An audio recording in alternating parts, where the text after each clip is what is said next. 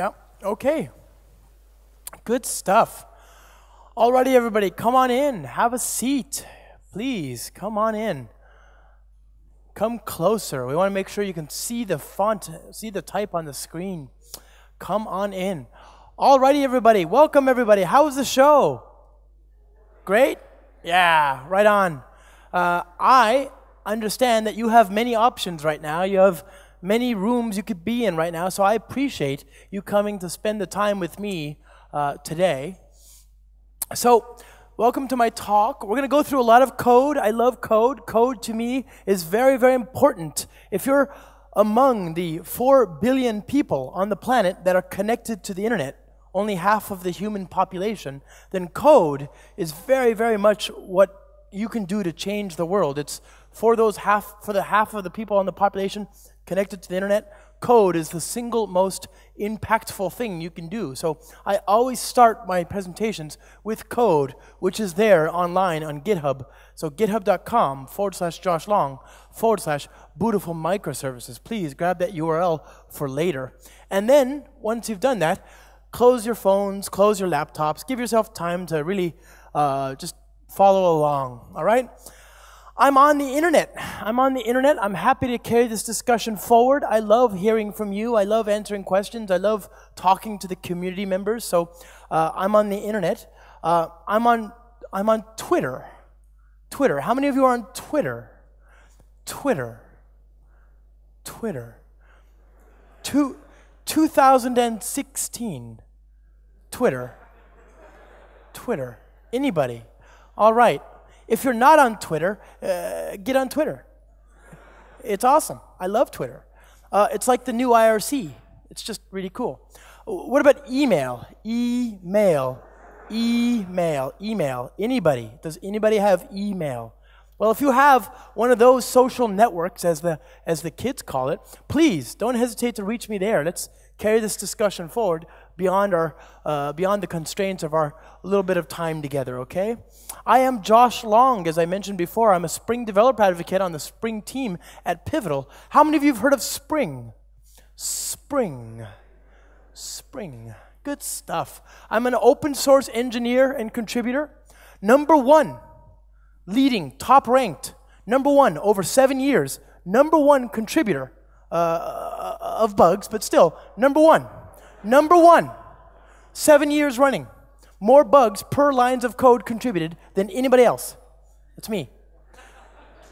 Thank you.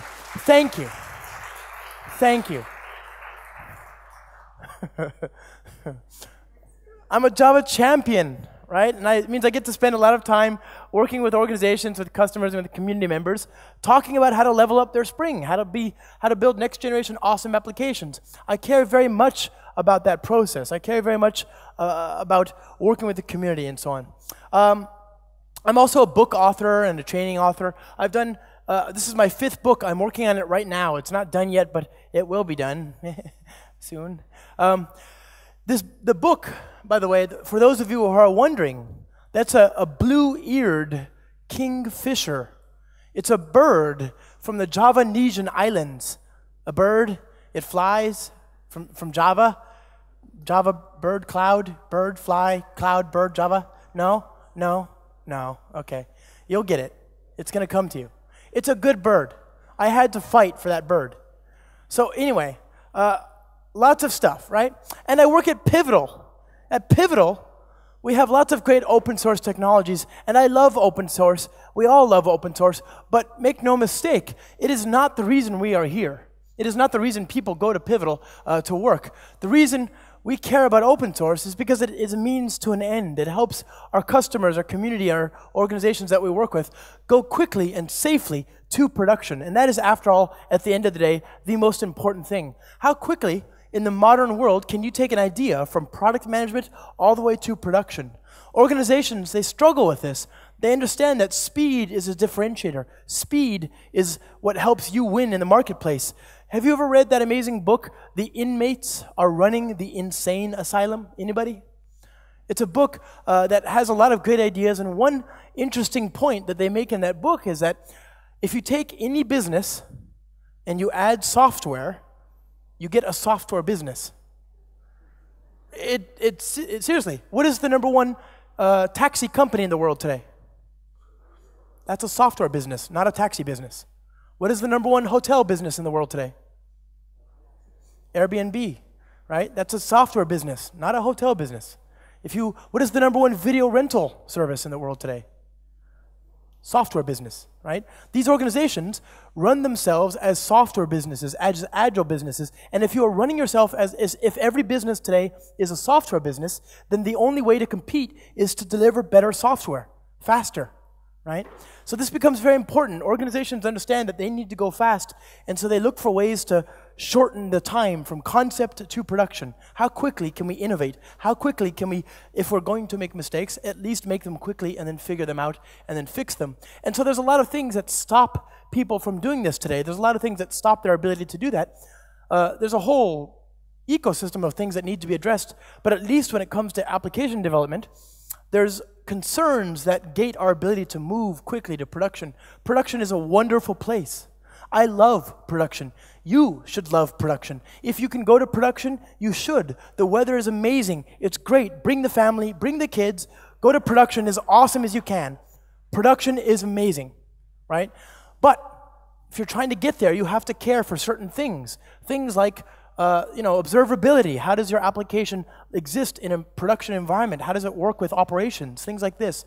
So you need to be able to develop code quickly and then move it to production quickly.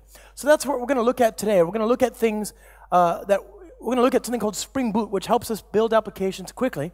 And then, with that in mind, we're going to understand that Spring Boot is an opinionated framework. It's an opinionated approach to the Java ecosystem. The opinion, by the way, since you're wondering, is that production is awesome, right? So, those are my slides. What'd you think? Good stuff, maybe?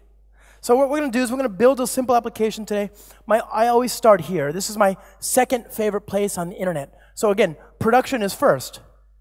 I love production. Keep that bookmark, but if you're not already in production and you want to begin your journey to production, then you start here at start.spring.io.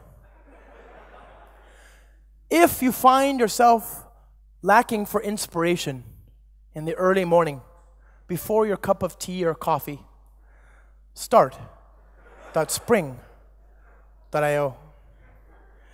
If your children are restless and they cannot sleep, start.spring.io.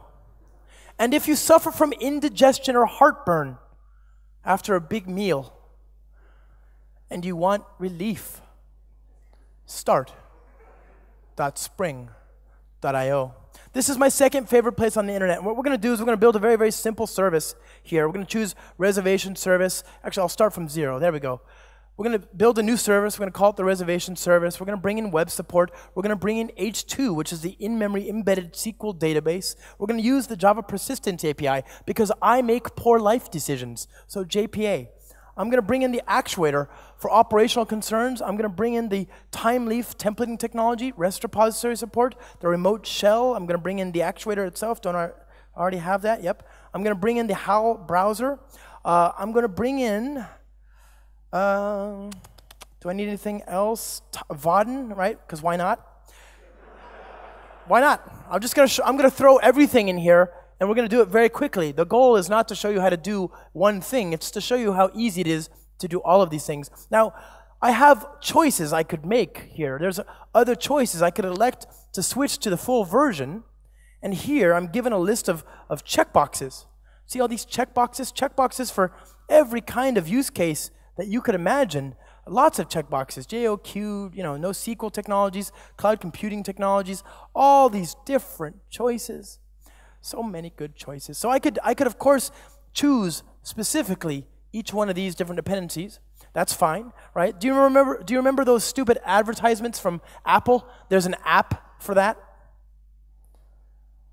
Anybody? No? There used to be a commercial. They used to say, "Oh, if you want to do this, you want to do that, no problem. On the iPhone, there's an app for that." Well, screw that. There's a checkbox for that, right? Much better. Now, there are some other choices here that you can make. You can choose, for example, which version of which language you want to use. Any language on the JVM that supports annotations and objects will work just fine. So again, feel free to choose whatever you want, or even Scala. It's not on this list, but you could choose that as well. Doesn't matter. The rest of these, however, are non-choices.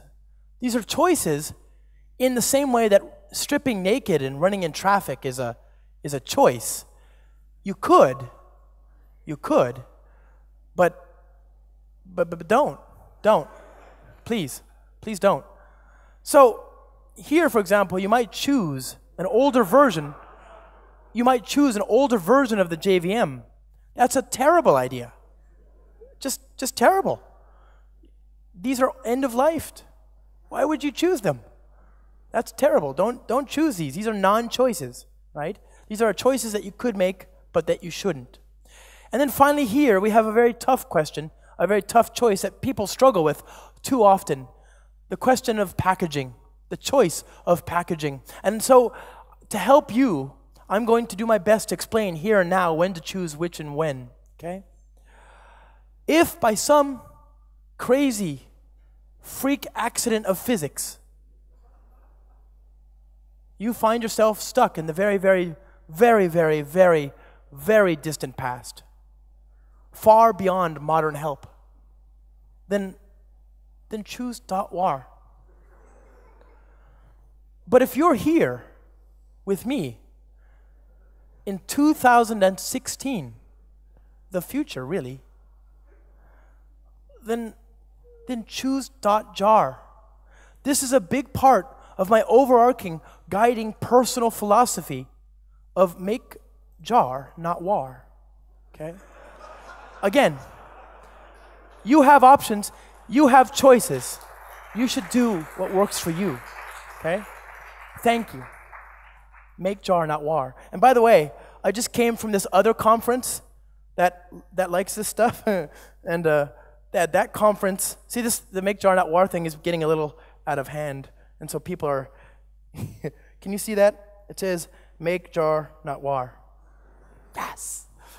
That's a spring conference, of course, but still, like, yes. Anyway, so now we've got a new application. Let's go ahead and hit generate. And we're going to open this up in our IDE. Hello, computer. There we go. We'll open this up in our IDE, and it doesn't matter what you use. How many of you use NetBeans? NetBeans is cool. Hey, I'm a fan. You know, I've got to tell you, it's good stuff. They have the Spring Boot tools for NetBeans. That's awesome. If you like that. How many of you are using Eclipse? Good stuff as well. It's fine, right? What about IntelliJ? How many of you? Gee, wait a minute. Seriously? Wait, hold on. That's crazy. Everybody using IntelliJ, put your hand up. That is insane. That's so cool. It used to be 50-50, and now it's, wow, 80-90%. Look at that. Okay, so I'm going to make this font, the size, a little larger. I realize that this is not going to be small enough for you all. Better? Okay, so we'll close all that. And what I have here is a stock standard Maven build. It's a Maven build that has a dependency up here, Spring Boot starter parent. Spring Boot starter parent, in turn, has other dependencies, Spring Boot dependencies. And here, you can see all the different versions of all the different libraries have been managed for you. All the different libraries have been made to line up so that if you're using Project A and Project B and they both use Project C, then you get the correct version for both Project A and Project B, one version, both of them, right? You don't get problems with dependencies. We have people on the Spring Boot team who are bald, no hair, gone, all of it, no hair, zero. They have solved this problem for you. They have managed the dependencies for you, okay? This is a very, very big feature. So we have that already out of the box. And now we have dependencies, and these dependencies correspond to the checkboxes that we selected on start.spring.io, my second favorite place on the internet. These dependencies are opinionated dependencies. They bring in everything you need to get started building an application in 2016 using these dependencies. So suppose that I want to build an application that uses JPA, like this. Spring Boot Starter Data JPA. That dependency has everything I need in 2016. It has dependency management, it has ORM support, it has transaction support, JDBC support, Spring Data JPA, all of Hibernate 5.x, JPA 2.x, everything, right? It has everything I need to be productive out of the box. And here I can now build a very, very simple domain model. We're going to say class reservation, and we're going to give it an ID and a private field, reservation name. And this field is going to be an auto-incrementing, incrementing unique primary key value. I'll use JPA to signal that. And I'm going to make this a JPA entity. Okay, so there's JPA. And that, my friends, that right there is the purest, cleanest, most concise expression of this entity. It's so beautiful. But this is Java, so we have to add a lot more. We have to add a lot more. A lot more. There's this. We're going to add another constructor, this one for JPA, right? Why is this here? We need to have it a toString. We need another getter for the reservation name. There we go. That's better. Better. Anyway, now I've got an entity. I can save it in the database. This will be mapped to a column called ID. This one will be mapped to a column called reservation_name. And this will be mapped to a table called reservations, like that. Okay. What I want to do now is express a repository. Now, a repository is a very simple thing. If you've ever read Dr. Eric Evans' amazing book, Domain-Driven Design, then you know that a repository is an object that handles the underlying persistence logic, the creating, the reading, the updating, and the deleting. This is interesting in that it helps your code be more concise, but it takes time. It doesn't help your business at all. It is not why you are here. It is what Adrian Cockcroft, the lead DevOps and web engineer for Netflix, used to say as, or used to call as undifferentiated heavy lifting. It's work that doesn't profit you, doesn't benefit you at all. And so you should not waste more than a minute on this ever, right? We're going to let the machine do it. Let the machine do the dumb work. And the reason we're going to let the machine do that dumb work is because it's not going to help you if you do the dumb work, right? Nobody's going to ever come to you late on a Friday night and put their hands on your shoulders and say, good job. Good job. Well done. You wrote the best select all from foo where ID equals question mark. Nobody cares. Nobody. So don't waste more than a minute on that dumb logic. We're going to create an interface, a declarative interface, using Spring Data modules. Spring Data is an umbrella project. There are many modules inside of it, including Spring Data Cassandra, Couchbase, React, MongoDB, Redis, Geode, Neo4j, I mean, all sorts of modules. So we provide these interfaces. These are declarative, and they provide base functionality. But make no mistake, this is not the lowest common denominator. We're not trying to provide one API across all of them. We provide the best of breed support where appropriate, but we don't try and pretend that these database technologies can do things that they can't. For example, Cassandra, for all of its many benefits and features, doesn't have the best ad hoc paging and sorting support.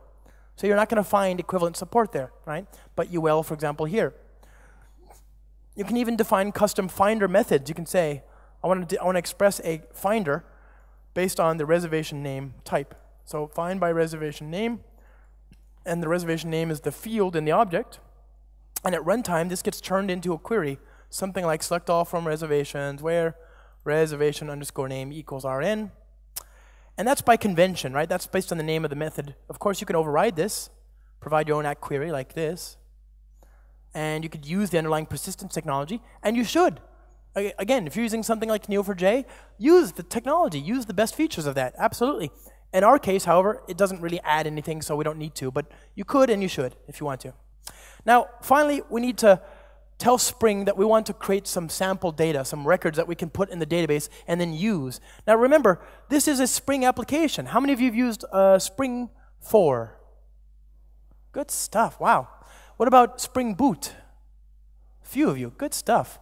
So what about, how many of you are in Spring 2.5? It's okay, you're among friends. You're among friends, I give hugs. Open source hugs. Well, anyway, if you're on one of those versions of Spring, then you know that this annotation is a stereotype annotation. It actually is equal to 3 other annotations like this, okay? So there it is. Component scan, that tells Spring to look in the current package and find all the beans that have stereotype annotations. This tells Spring that this class is a dependency, is a configuration class that provides beans. And then this one is the one that turns on Spring Boot's basic functionality. I just want to tell you that while I like Spring Boot and I'm a big fan, I feel like the Spring team, I feel like they could have done a better job on the name, okay? I'm just going to say it. I fought with the Spring team on this. We had arguments, okay? I thought this could have been named something a little bit better, like, I want to go home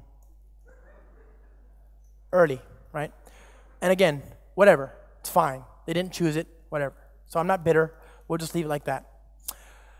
So now, once that's done, I can create a regular component, class, dummy, CLR, implements, command line runner.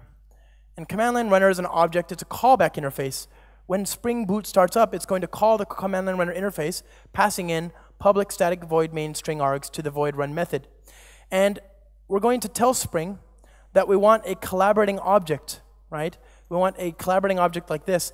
This is the correct way to do this, is to create a constructor and then define the dependency as part of the constructor. The wrong way to do it, of course, is to use field injection, like this. Never ever do this. Not even when you're all by yourself, all alone at home, and no one is looking. Never do this. Every time you do this, a unit test dies. Don't do it. So what we're going to do, we're going to say, here's a constructor, good, at autowired. And finally, we're going to create some sample data. Say stream.of, and let's see, my name is Josh, Andre, Nicola, what's some names? What's your name, boss? How do you spell it, buddy? G.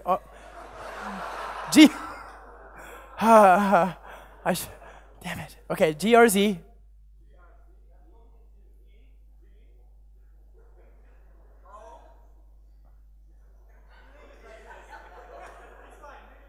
Is that it? What is it then? What? Okay.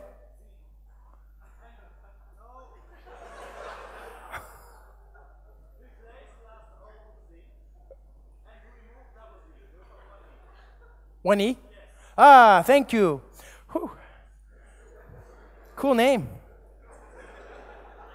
Nice to meet you. What else do we got? What's your name, boss? And the sunglasses. How do you spell that, buddy?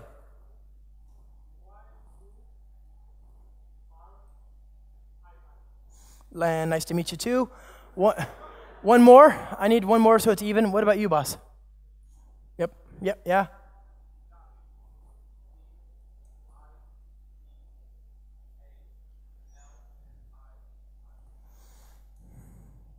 Like that? Lovely to meet you all. Thank you. That's 6. That's an even number. I can sleep well tonight. And so what we're going to do is we're going to go through each element in the stream, and we're going to have the Java 8 API call back this method, passing in the name, and then we're going to save each record into the database. We're going to say a new reservation name, okay? And there we go. And that, that's probably enough. But again, how many of you are using Java 8? Oh, so you know. So Java 8 is awesome. I love Java 8. You should love Java 8 as well, right? In Java 8, they have a nice feature called lambdas.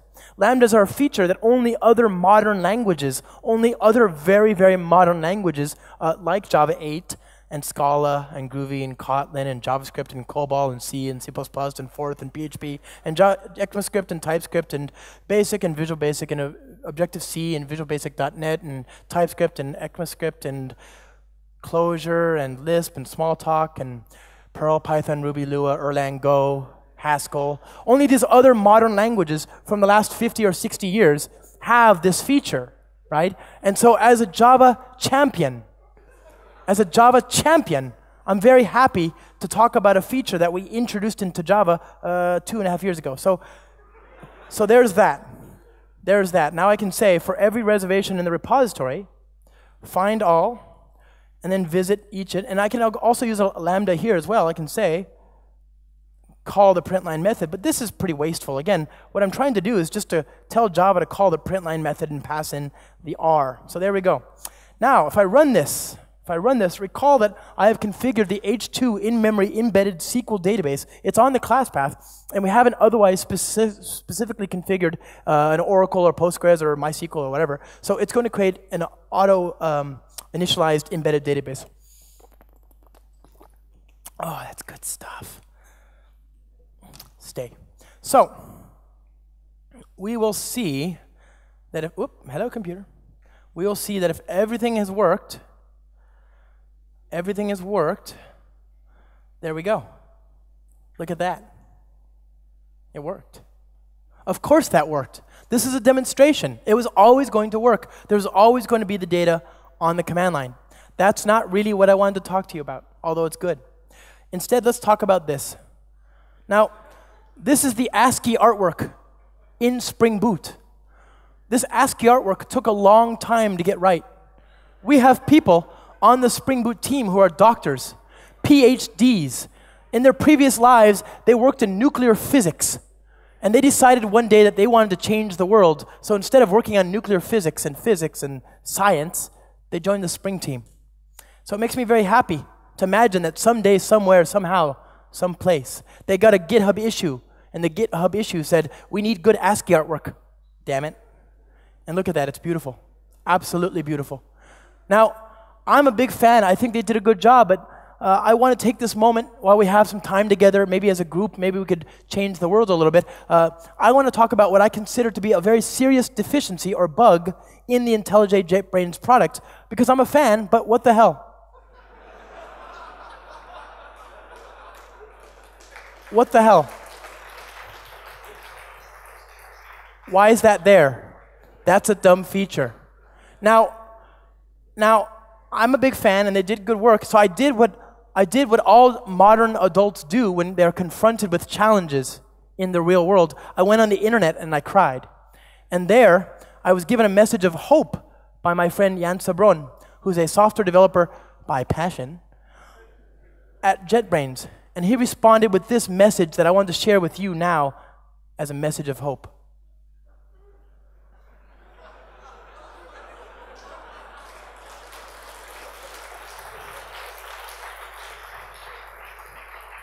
Don't worry, my friends, we're going to make IntelliJ great again. It's going to be okay. Now, some people ask me, can I change the ASCII artwork? Can I change it or can I override it? And that's a stupid question, because why would you want to change it? You couldn't possibly do a better job. Or at least that's what I used to think. But then I went to Canada, and I don't know if you've ever been to Canada, but it snows all year, 365 days a year. Snow. Even when it's blue in the sky and the sun is out, somehow snow. Even when it's raining, there's raindrops and snowdrops next to each other. We don't know how. It rains and snows at the same time. But as a result, people in Canada spend a lot of time indoors working on stuff like art and poetry and whatever. So there's some very talented people. They dream of nice sunny days, which will never happen. So I don't know how that works. You know, and it's kind of weird because all of Canada is right above the United States. If they were to go just across the border, no snow. It's just right there at the border, snow, and then 10 feet below, no snow. We don't know how. But anyway, because they spend all their time inside, there are some very talented people in Canada who are very good artists. So if you're from Canada, this is for you.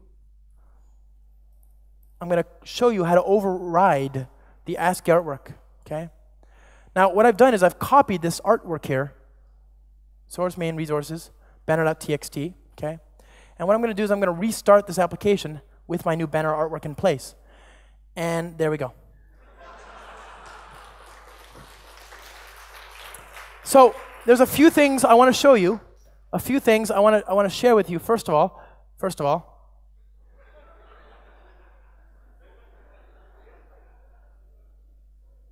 meow. And then also, this is basically why we're here. This is my favorite part. Ah.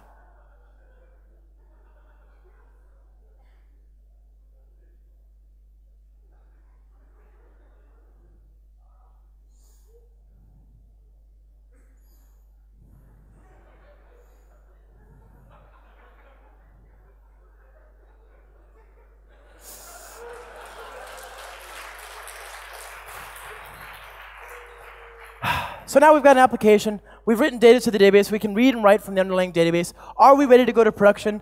Not yet. We've got an existential philosophical question before us. If we write to the database, but we can't read from the database using a REST API, did we actually write to the database? And the answer is no, you didn't. So what we need to do is we need to build a REST API to read that data. There's a couple of ways to do this. We could go back to our build here, Spring Boot starter web like this. Okay. Add that, no problem. And we could just build a very simple REST controller like this, @REST controller. Come on. Class reservation REST controller. And we can create a repository and inject that in there as well. Okay. And we can add a constructor. We'll say collection of reservation collection. Reservations. Okay, and we can map this to an endpoint like this. Mapping method equals get, value equals reservations. And we can create a constructor, of course, add this as well. And then just return the data, this.reservation repository.find all, and then there we go. And that would work, right? That would be enough, but that's a very low-level API. So instead of writing all that code and doing the busy work that the repository already knows how to do, we're going to bring in Spring Boot starter data REST like this, okay? Spring Boot starter data REST gives us the ability to turn my repository, which already knows about how to map the business state entities to the, to the appropriate corresponding business state transitions, creation, reading, updating, and deleting, and then map those to the appropriate HTTP verbs. So I can say @repository REST resource, and I'll map this as so, and I'll say REST resource path equals by name, and I'll say @param, okay? And then if we start that, we'll get an auto-created, generated REST API for us. So here's this. Reservations. And there's our data. You can see the payload is there. Great. We have hypermedia, these links. These links are an implementation of the design pattern, HTOS. Hypermedia as the engine of application state. It's the idea that every REST resource should have enough information in the resource for the client to be able to use that resource without any a priori knowledge. It's a very good idea in a distributed systems world. It helps decouple the client from the services. This hypermedia is contextual. So these links get created dynamically. You can register your own links, very much like in the real world. When you go to Amazon.com, for example, and you add a product to the shopping cart, there is no link offering you a refund or your money back for products for which you have not paid, right? That makes sense. Similarly, you would not see a link here for certain things that are not appropriate based on the state of the resource. So now we have a REST API. We can also do things like deep linking, right? We can see, there we go. We can do search as well. So I can say search, and I want to do a search by name. And of course, who am I going to look for? Well, I'll search for my friend, this guy here. Search by name. RN equals, and then that, and then voila. See, the database can spell his name even if I cannot. So it found it. It's fine, right? We got the data back very quickly. And we can even do paging and sorting, remember. So reservations, page equals 1, and size equals 3. So there, 1, 2, 3. And then links about the resources. So now we've got a REST API. It's pretty smart. We should build a web application. This is, after all, 2016. So it's very common to have something that you may load. On the simplest case, you might have a static page that you want to load like this, hi.html. Maybe you have your Angular or your JavaScript or whatever. Hi.conf. Okay, right? That's a static. You could put JavaScript or CSS. That would be fine. A very common thing is, of course, to have a MVC controller, something that has very, very minimal server-side processing, and then loads a template. And you can use any kind of template you want. So I'm going to say reservation MVC controller. And we'll come back to this in a second, but let's go see if that worked. So if I go to here now, hi.html, there's that. Now let's go ahead and build a very simple Spring MVC controller. I'll do the same thing, private reservation repository, okay? And I'll say, here's a constructor at AutoWired. And I'm going to create an endpoint that will return a page based on some model data, okay? And the model data is a glorified map basically. It's a map containing context data that we're going to serve to a template to be rendered. And I can name it. I can name the page whatever I want. So, you know, anything. It could be anything. It doesn't have to be anything at all related to the name of the method. So I'm going to just name it something crazy like reservations.php, right? So there's that. And I'll say add attribute reservations, and I'll just add the data from the repository like so. And then I'm going to return a string that's going to be used by the Spring MVC framework to look up a template, which it's going to find by convention in the source main templates directory, .x.html. And the reason it's going to know to do that is because we're going to give it a view resolver that is going to look for something called timeleaf. Timeleaf is a templating technology that you can use to render server-sided pages. It's very nice. It's HTML5 friendly. You can open it up in your modern designer tools, and it'll still work correctly, right? This is not the same as JSP. JSP does not have that benefit. Have you ever gone to the office and spoken with your colleagues, and then you walk into the office, and then at the office you find a bag of big red flaming poop?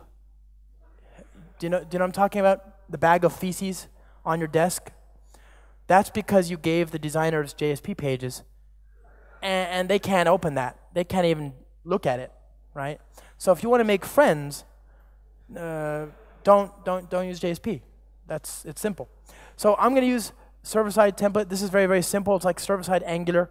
For each reservation R in the reservation's model attribute, it's going to print out the ID in the reservation name. And I'm going to go ahead and restart. Now remember, you can use anything. I'm using Timeleaf. You could use Velocity. You could use FreeMarker. You could use Mustache or JSON, Groovy server pages or whatever, right? You could even use JSP, but don't, right? So, what did I name this? I said reservations.php. Reservations.php. There's my data. Very, very simple. I am not a designer, of course. Now, we could also build a, sometimes we have data-driven kind of user interfaces with lots of forms and components, and I don't want to worry too much about the layout and all the JavaScript and all that. For this, there's something called Vaadin. Vaadin is very, very cool because it's built on top of Google Web Toolkit. So all the user interfaces are compiled into JavaScript, and the business logic lives on the server. So I'm going to go ahead and bring in the third-party Vaadin remote shell here, like this. And I'm going to build a very, very simple user interface using Vaadin, which is a component-centric kind of thing. I'm going to make my reservation type public for this.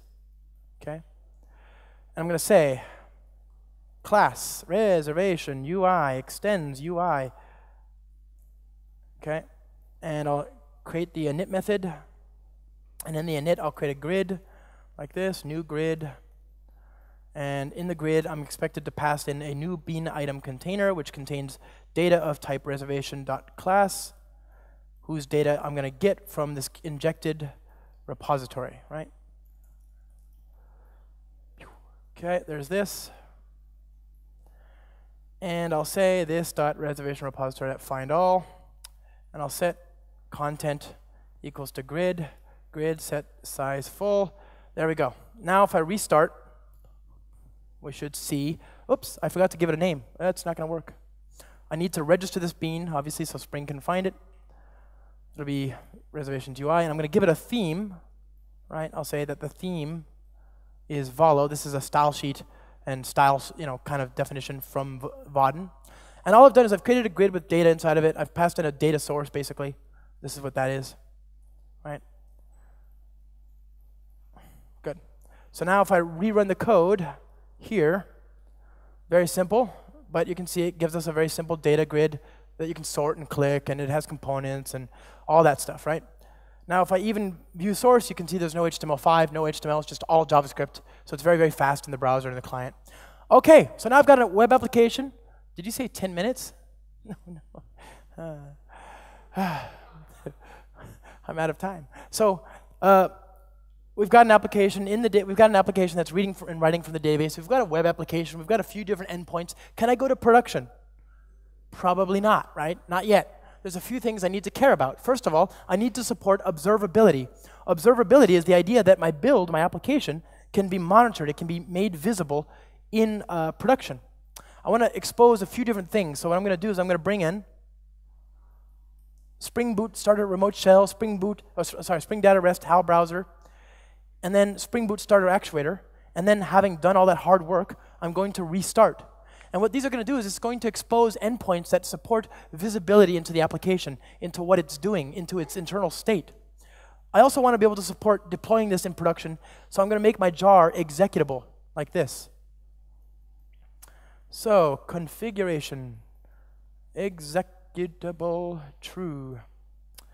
And then when I've done that, first of all, I can go here, refresh, reservations, no problem, .php, there's that, right? Reservations 1, 2, etc. Now I can go to metrics. And metrics is a set of keys and values that enumerate information about the host and the node on which the application is running. These are automatically provided for you. Things like the RAM, the uptime, the processors, the memory, the heap, the non-heap, and even things like this request counter that shows me that I made 3 requests to reservations.php with status code 200. There are 2 types of keys and values here, gauges and counters. A gauge is a value that you can collect and understand in all at the same time. How many users are there connected to the server? There's 500 users, that's a gauge. How much RAM do I have right now? I have 2 gigs of RAM. Oh yeah. There's 2 gigs of RAM. A counter, on the other hand, is a value that increments or decrements naturally, 1 by 1 or -1, +1. I have 1 new HTTP request. That's a counter. I have 1 less job on the task queue. That's a counter. These things you can collect as well very easily, right? You can inject a counter service or a gauge service in your code and collect custom counters as well, things that you can use to quantify the state of the application and to correlate that with product management-driven use cases, right? These metrics are very, very powerful, but they lack a critical dimension. They lack the dimension of time. Without time, we don't know if these values are an improvement or a deterioration. We don't know what they were a minute ago, an hour ago, a week ago. We don't know if this is the average value, roughly, or if it's the worst ever, right? So to support that, you can use the Dropwizard metrics library. The Dropwizard metrics library was built by a guy named Coda Hale. This is my friend Coda Hale.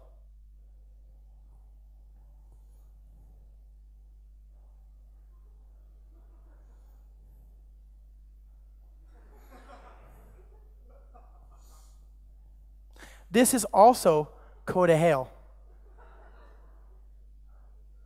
I just want you to appreciate how awesome he is and to think that he's in your code, all up in your metrics, making things awesome. Look at the dog. Even the dog knows how amazing this moment is. Pink, pink. I just love it. So Coda Hale wrote this library called the Dropwizard Metrics Library. The Dropwizard Metrics Library provides a histogram. A histogram is a statistical structure that you can use to calculate things like the mean, the median, the average, the max, the 95th percentile, the 99th percentile, etc.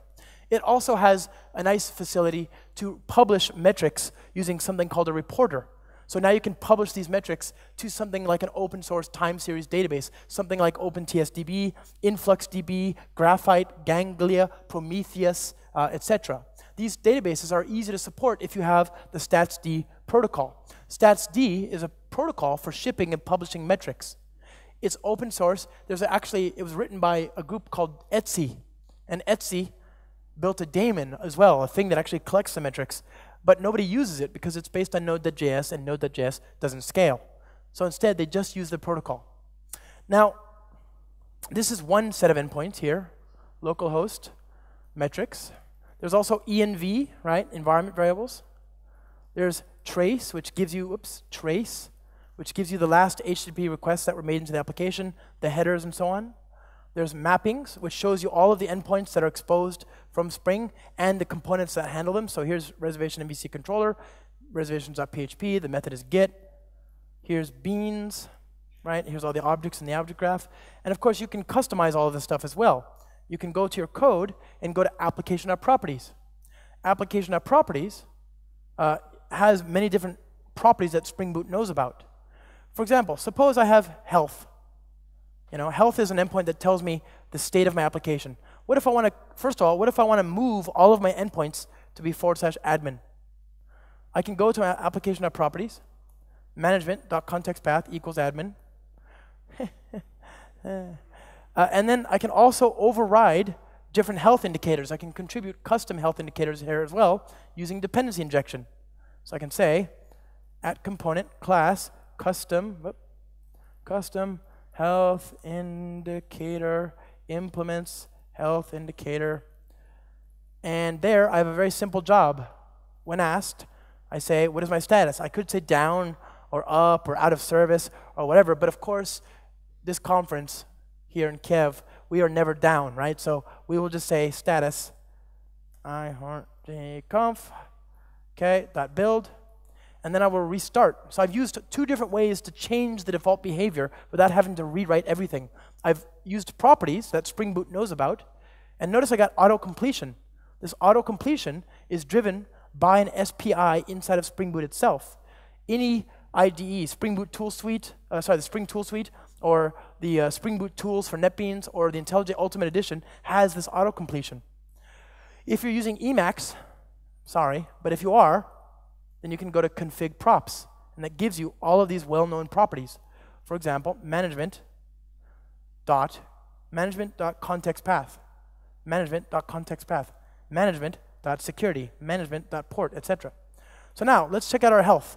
You can see it worked. It's under admin now, and there's my custom status. I can also access this information here via, first of all, I can use JMX, like this. So click on that, insecure connection, mbeans, org Spring Framework boot, and auto-configure. Here's my custom health endpoint, operations, get the data. There's my custom status, right? So I can do that. I can also use the remote shell, which is activated for us by default here when I had that on the class path, because I have that on the class path. So you can see here that, come on.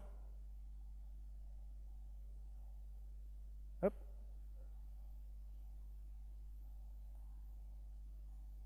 Come on.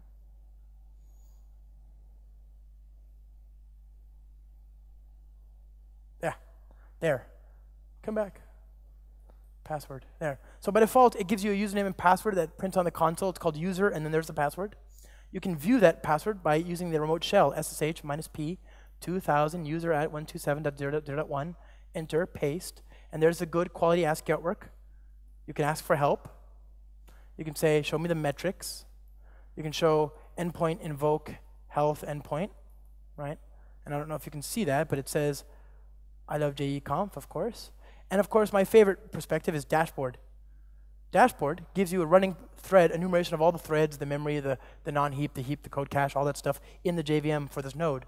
So you get a lot of support out of the box. Now, when we want to customize this, when we want to move this to production, it's nice that this is a statically linked, self-contained, so-called fat jar, or an American jar, okay? Now, you go to the downloads directory here, downloads, reservation service. You do maven minus D, skip tests equals true, because YOLO, clean install. And cd target, and you can see that I have a so-called fat jar.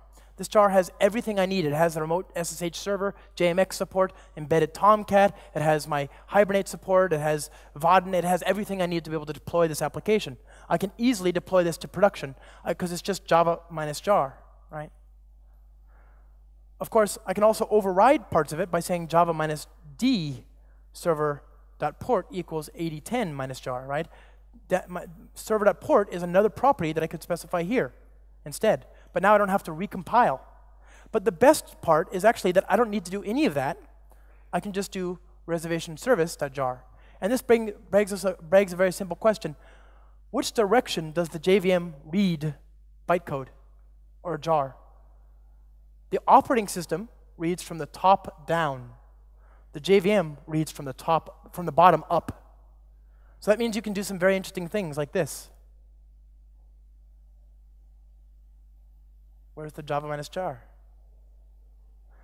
And the way that's working is this. Less script, script, script, script, script, script, script, script, script, script, script, script, script, script, bytecode.